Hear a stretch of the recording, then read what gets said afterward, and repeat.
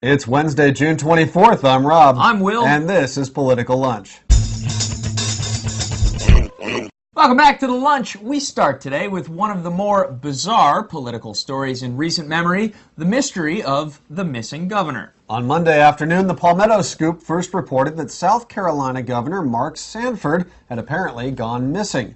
According to the Scoop, no one had seen or heard from the governor since late last week, and even his family and top aides were actually unsure of his whereabouts. It took a few hours for Sanford's staff to pull it together, but once they did, the story was that Sanford had gone hiking on the Appalachian Trail to clear his head for a few days and that he was expected back soon. Now, at that point, no one in Sanford's inner circle seemed particularly concerned about the disappearing act, despite the seeming impropriety of a governor suddenly leaving his post without telling anyone. But it wasn't long before the hiking story was called into question when Sanford's car was discovered at a South Carolina airport, and witnesses said they saw him boarding a plane, although no one seemed entirely sure where he was going. Well, this morning the mystery was finally solved when Governor Sanford resurfaced after what turned out to be a secret private trip to Argentina. I wanted to do something exotic to get out of the bubble I'm in, Sanford told reporters after landing in Atlanta earlier today. Which, hey, we totally understand and support just as long as you're not a sitting governor. And then, just a little while ago, the real truth came out.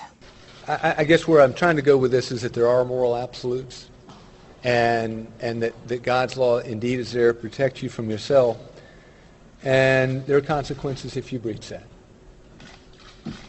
This press conference is a consequence.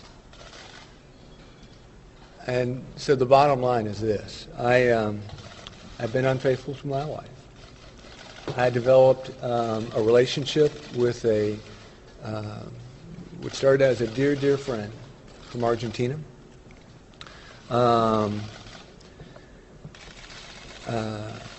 It began very innocently, as I suspect many of these things do. The press conference wasn't completely illuminating. Sanford spent most of it apologizing and talking about his life journey, but his reasons for leaving without telling anyone and then staying out of touch for 6 days aren't entirely clear, especially since his family apparently already knew about the affair. So it's certainly a bizarre story, especially for a political figure who's managed to propel himself into the spotlight in recent months, most notably for his public rejection of the Obama administration's stimulus plan. Now, Sanford had been in a prolonged fight with the South Carolina legislature over his desire to reject any and all federal stimulus money destined for his state.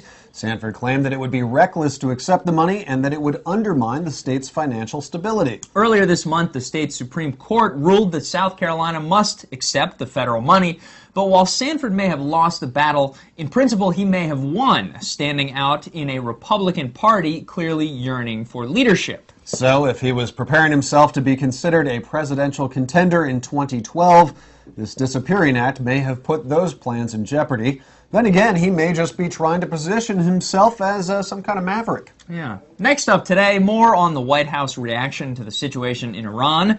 On Monday, we reported that some members of Congress had been critical of President Obama for not coming out more strongly against the Iranian government's crackdown on post-election protests. Well, yesterday, the president may have silenced those critics once and for all by further condemning the crackdown and also accusing the Iranian government of fabricating charges that the United States was encouraging post-election dissent. Quote, "There are reports suggesting that the CIA is behind all this, which is patently false," Obama said in a White House press conference yesterday.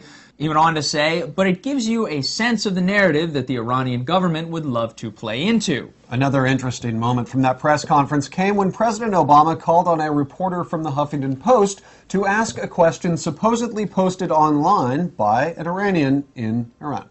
The question was whether or not the United States would recognize the re-election of Ahmadinejad or if such a move would betray the protesters. The president replied with his usual refrain that it's ultimately up to Iran and not the U.S. to choose that country's leader. But it was an unusual exchange, the president calling on a liberal blogger to ask a question allegedly from an average Iranian in Iran. The pundits today are saying that this was an attempt by the president to speak directly to the people of Iran without appearing to meddle in that country's affairs. But that may have been somewhat derailed by the fact that the White House posted the transcript of the president's response in Farsi on the White House website. And finally, more on the week's other big story, the healthcare reform debate in Washington. It was probably only a matter of time before the GOP came up with a catchphrase for their opposition to Obama's overhaul plan. We just didn't expect it to be so, well, recycled. This morning, RNC Chairman Michael Steele sent this email, leading with a new buzzword, Obamacare, which sounds a lot like the Republicans' criticism of Hillary Clinton's attempts at healthcare reform in the mid-90s, which they dubbed Hillary Care. The email goes on to urge Republicans to stand up against the Obama Democrats' big government healthcare rationing and insatiable taxation, which gets the point across, but it probably won't fit on a bumper sticker.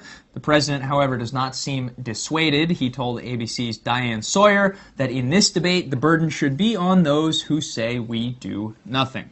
And that's it for us today. We're back here, of course, on Friday for your weekly 10 and 3. In the meantime, whether you're on the Appalachian Trail or somewhere in Argentina, you can catch Political Lunch on your iPhone and any other mobile device. Check out Political Lunch on iTunes, and we will see you right back here on Friday.